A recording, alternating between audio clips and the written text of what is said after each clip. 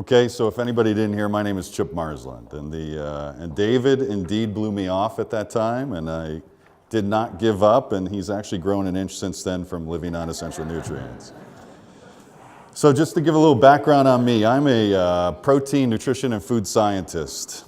I'm closing in on nearly 30 years of industry experience. Way back when, I started in the biopharmaceutical industry and transitioned into the food via proteins, polyphenolics, and advanced materials. Through those years, I've made many discoveries and developed many new technologies. Now, I'm going to be reading here, so I hope you don't mind, because I'm trying to stay on track. The many technologies that I've applied and have over probably between 50 to 100 patents worldwide. Now, some of my technologies are pretty cool. I've actually invented what's called structured proteins. One of my favorite is a technology called extensible protein, which really is a interesting thing where you take proteins and can actually make them stretch. They had controllable tensile strength and break elongation parameters, and they actually were all based off of a novel algorithm that I created based on proprietary chemistry. Through the years, I also developed high-pressure proteinaceous structures based on molding technologies and very special mass balances. I invented nutritive composites, I invented appliances and different processes. And then, over the years, I've also created a number of companies. I've started, run, and partnered with many of the big boys. One of the companies I was proud of is a company called Beta Foods. Beta Foods I started in the 90s, and I actually created a whole new platform of nutritional snack foods. I teamed with companies such as Royal Numico, GNC, Rexall Sundown, MBTY, Optimum Nutrition, a lot of household names. My products were sold in 24 countries. I did hundreds of millions of dollars in sales worldwide per year. And then in 2003, 2004, my life changed. I was on a very fast track. Protein was everything to me. I was really going pretty hard and pretty fast. I was very involved with the sports nutrition industry. I was involved with diabetes, involved with weight loss. In 2003, my mother was diagnosed. My mother, who was 18 years older than me, was diagnosed with a rare, complicated neurological disease. Doctors told me it was a guaranteed death, and I had a 50% chance of having that due to genetics. That one statement changed me forever. I went deep into neurochemistry at that time. I started studying neurochemistry. Now, my background is chemical engineering, industrial engineering, and I have numerous degrees. I was not a neurochemist, except I decided I had to dive into neurochemistry just because of genetics, and I did not understand all the aspects of it, but I had to go deep into it. Being in the nutrition industry, being in the pharmaceutical industry, it was something I had to do. So my focus brought me into an area which I was completely new to, but I decided to pioneer, which is called anthropological biochemistry. And for me, as the nutrition food scientist, I learned something very important, that we are our mothers. And I'm not sure if everybody here knows, but we are all essentially the same exact genetic makeup as our mothers, not our fathers. And so anything that we get is going to come straight through our maternal line. And so for me, facing a neurological disease based on, unknown, I had to go look at it. I was 34 years old at the time, and they told me I'd probably be dead at age 50. So what I did, I dove in, and I learned as much as I could possibly do about dementia, Alzheimer's. My mother's case was a rare combination. It was a disease called CBGD, and it was a combination of Alzheimer's, Parkinson's, and cerebral palsy. And it was a pretty intense thing. And what I did is I dove into the genetics. I dove into the causes of these diseases. And I had no idea. Now, I'm in the nutrition industry. I had no idea that these were food related. And what was most interesting to me is that they were avoidable. So at that time, I was actually on the food board of a very large corporation called Archer Daniels Midland. Most people may have heard of it. And I was commuting to Australia, co-running a company down there, and I was co-venturing with Heineken. And some of my work was based on alternatives to alcohol also. That's what I was working on with Heineken. And I decided to stop everything. You know, commuting back and forth to Australia took a little bit of time, and New Zealand was lovely, but I had to get back to things. So what I did is I came back and I sold my company, and I quit my deal with Heineken, and I teamed up with a friend of mine who had written a very popular book called The Zone Diet. And what I did is I went in to run the company with him, and I was the president of the company, and I actually decided to make it my goal to convert Zone to one of the most worldwide recognizable diet programs. It was based on something that I appreciated at the time. It was actually based on a fairly neutral philosophy, and it was logical.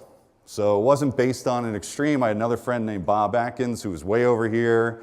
There's others that were way on the other side, and Zone was kind of in the middle at the time. And so what I did, I went in to run the company because it was not extreme. It showed great results, especially in inflammation reduction. Blood sugar control was a big deal because blood sugar has direct ramification on the health of our brain as well as on our whole system and more. I dove in creating hundreds and hundreds of products and building plants worldwide. I became top of the class over the course of I ran that company for almost 8 years, and I became ranked by Consumer Reports as one of the top in the industry. My work in satiety, which is where foods induce satiation, the sense of not being hungry, became world class. As I advanced the diet and the portfolio and the science behind it, I realized there was much more to nutrition than just a controlled parameter. And to me, as great as Zone was, it wasn't everything. And so what I did, I had to look deep. And what I discovered through my work is that the ingredients I were using, now, and believe me, I invent ingredients also. I don't just settle for things. I actually invent not only the foods, I invent the ingredients that go into the foods. I found that my food ingredients were awful. Okay? First, I was trying to preserve foods that were wet. They had water in them, so that means I had to use preservatives. I had to actually look at things. I had to look far beyond just what the foods were. Because part of our job in the food industry is to make sure our foods don't go bad. So we actually do all sorts of things to the foods, and primarily, we killed them. And so here I am, running a very popular worldwide food company, and what it was is everything I was doing was wrong. My nutritional profiles were right, but everything inside the food was wrong. And so what I did, I decided shelf life was not the most important thing. Shelf life with a wet food is absolutely the wrong approach. Because first, we have to actually kill the nutrients to be able to make the product, to be able to stay on a shelf. So every time you walk into a grocery store and you see something that's wet, just know that's probably a dead food. And so from there, I decided to even dive deeper. And so what I did, I decided to study and use my experience and concluded conventional food processing was the death of everything. It was not just the death of my foods, it was the death of every food in every grocery store. Because first, the only way they can actually have those foods on the grocery store shelves is if they killed it. So what we look at are items, very conventional items. You can take some pretty simplistic ones. Sorry as I reach in here.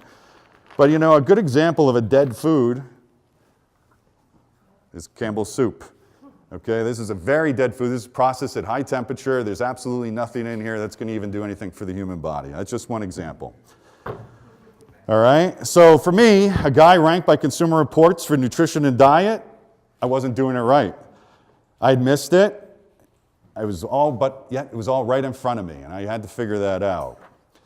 So what I did, I knew all modern foods lack nutrients, not just protein, but they lack something even more important. They lacked essential nutrients, which is the key element of life, okay? And when you really look at diet, what are we missing?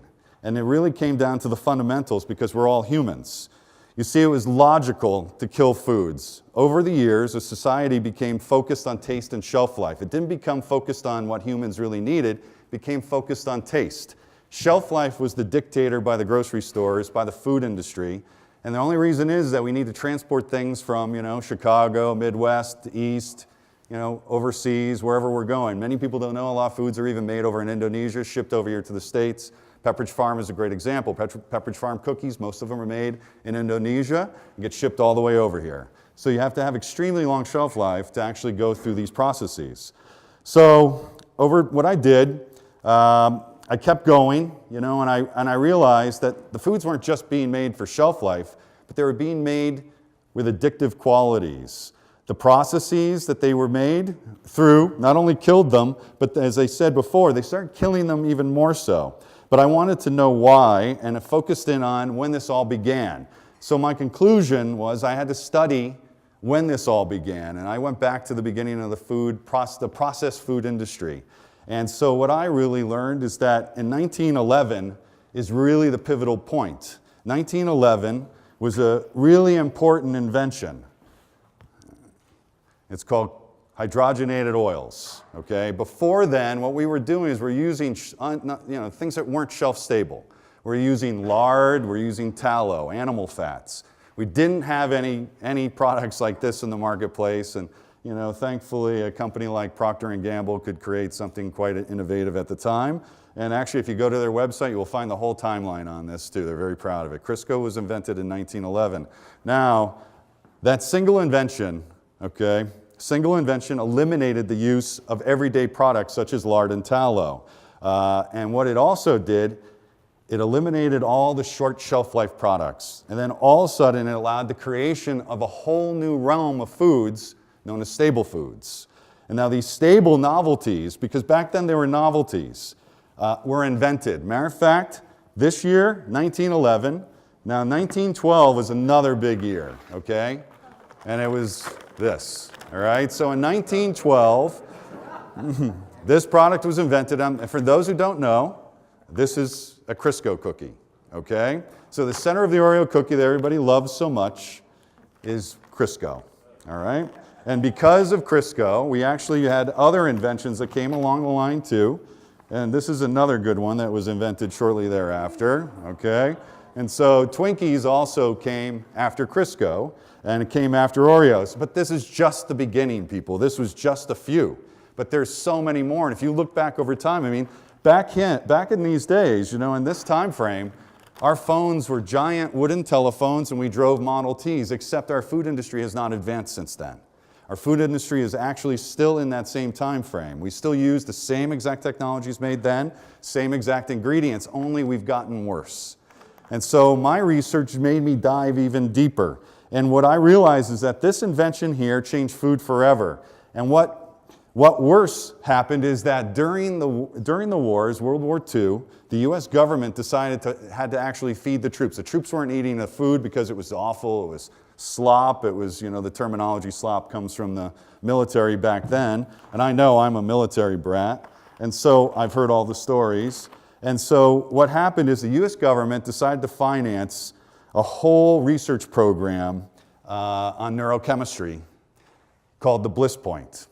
Now, the Bliss Point is a very important discovery because it concluded that the right amount of sugar, the right amount of salt, and the right amount of fat made food highly appealing and addictive, okay? And what it did is it would boost the dopamine levels in your brain, create an imprint on your brain, and actually have you want more. It's exactly the same thing that happens with cocaine. And what happens with foods today is that Bliss Point is used every day, and it's gotten to the point where now they're actually putting it into baby foods, so you can actually have it, so you can be imprinted at a very young age, and you continue your life remembering those foods as a child, all right? And guess what? It worked really well. The food industry got a hold of this during the 60s and financed endless amounts of research on it. That's why yogurts today are loaded. Yogurts don't taste good unless they're loaded with lots of sugar, okay? We also have other products that have come through the pipeline, which, I don't even know if you can call them food, but you got things like this. Fruit roll-up, okay? I don't even know what fruit roll-up is, but it's really not a food, okay? And there's many other things that come through too. The ones that I like, which everyone thinks here, and I have arguments with some of my colleagues about cereals, but cereals are awful. But you look at things like Lucky Charms, I don't know is this food or what this is, because, I can't figure it out. But the key here is that foods became highly addictive due to this bliss point. But the other thing that I really realized is that they lacked everything we needed as humans. They have no nutrients, they're nutrient void. And my conclusion is that the industry and its philosophies are the single cause of fast human death. The consequences are far greater than we even realize because we have been struck by things that used to be called malnutrition. Now they have a new name, okay? We call it chronic disease, and that entails diabetes, cardiovascular disease, dementia, Alzheimer's, hypertension, and more. I don't know if anybody remembers, was it Sally? It wasn't Sally Fields. It was the girl from All in the Family used to do those malnutrition commercials when I was younger back in the 60s and 70s. What was she? Sally Struthers. And, we called it malnutrition then. Our new nomenclature today is chronic disease. I'm sure everybody here has heard about chronic disease. It's nothing more than malnutrition. And our bodies suffer the same consequences. It's no different. So let me get into this. One of the most important things is that why we eat food. And David's right. I started talking about this years ago, and one of my presentations was called What is Food? And I was giving a presentation, it was probably 600 people. And I remember I started What is Food? And I watched about 100 people get up and walk out. Actually, I thought it was quite important because I actually was looking at things and comparing Oreo cookies to donuts and trying to figure out which one was actually a more nutritional product. And I'll even ask anybody here. So what do you think, a Oreo cookie or a donut? All right, the answer is a donut, but can anybody tell me why? Yeah, the reason is it actually has one essential nutrient in it, and it's called water, okay? But what we have here, so I have a little presentation to show you what happens with food. I'm not quite sure if I'm going to be able to get this, but I'll try. All right, so the human body itself is actually made up of 37 trillion cells. That's a lot of cells. And within those cells, we have this other little tiny organelle called mitochondria. And we have over 100,000 trillion mitochondria. Now, mitochondria are why we eat food. Okay? Let's see if this works. So when we eat something very nourishing, such as that oatmeal you folks had today, it goes into our system. The body processes it, sends it the nutrients, remember it's filled with nutrients, throughout the body, and good things happen. Okay?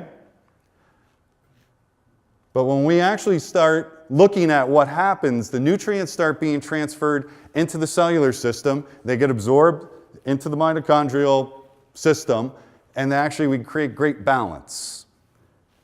And energy is created. But when we eat other things that actually are termed non-foods, we have a whole different reaction, okay? And the body starts going into chaos. And you don't know it, but it actually happens every single time you consume a non-food product. And the reason is that the nutrient-less foods actually cause very negative reactions. If you notice, there's less colors here. And the colors are indicated on the nutrients. And what happens is the mitochondria go into a complete chaotic cycle. And they don't know what to do, and they have this electron that they need, and there's a whole imbalance. But when we actually go a little bit deeper into this at the same time, we actually have an effect on our lives.